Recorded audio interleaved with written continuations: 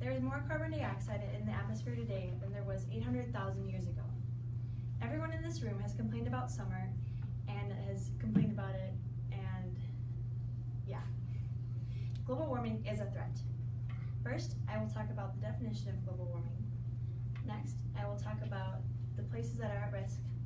And finally, I will talk about the consequences if we do not decide to help the issue. So what is global warming?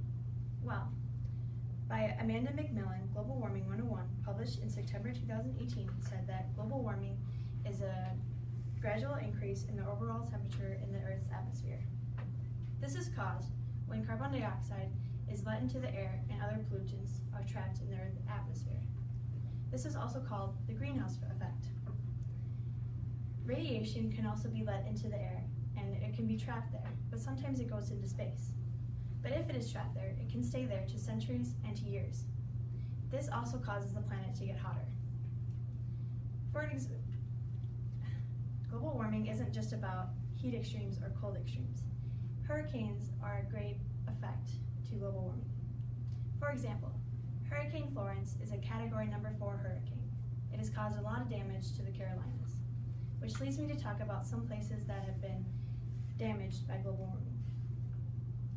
In Brazil, Rio de Janeiro is a great tourist attraction, but not for long.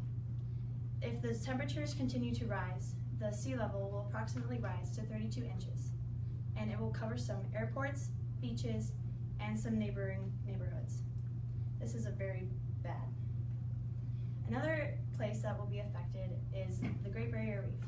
In Australia, the Great Barrier Reef is a great place to go scuba diving and some seas of colorful fish. But if the temperature continues to rise, the coral reefs will experience some bleaching. This will cause them to turn white and die off.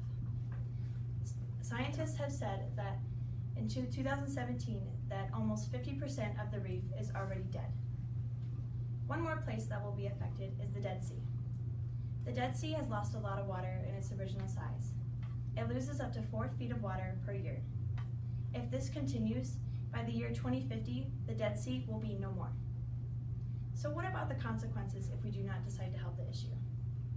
The planet Earth is a great place, and some places will allow you to take your breath away. But what if I told you that this could just disappear in less than a century?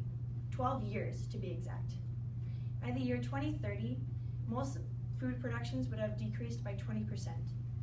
By the year 2040, some mammals would have gone extinct. By the year 2060, people in New York will experience extreme storms and will struggle to survive. In the year 2080, we may be experiencing some apocalyptic scenarios. So now that you know that the world can change for the worst, global warming is a threat. First, I talked about the definition and causes of global warming. Second, I talked about the places that are at risk. And finally, I talked about the consequences if we do not decide to help the issue. If we reduce the amount of carbon dioxide let into the air, we can live in a much healthier place than we do today.